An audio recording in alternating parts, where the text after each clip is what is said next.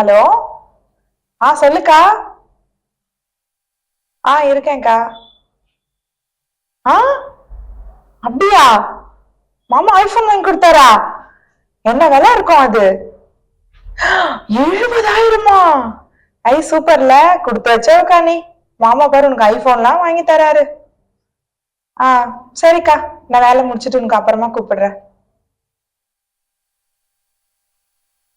எப்பங்க வந்தீங்க? யாருமா போன்ல? அக்கா தாங்க. என்னவா? மாமா அக்காக்கு ஐபோன் வாங்கி கொடுத்திருக்காருங்க. அப்பா, ஐபோனா? அது விலை ஜாஸ்தி இருக்குமே. ஆமாங்க, 70,000. ஐயோ, 70,000? சூப்பர்ல. சூப்பருங்க. பாத்தீங்களா மாமா எப்படி அக்காக்கு கிஃப்ட் கொடுத்திருக்காருன்னு?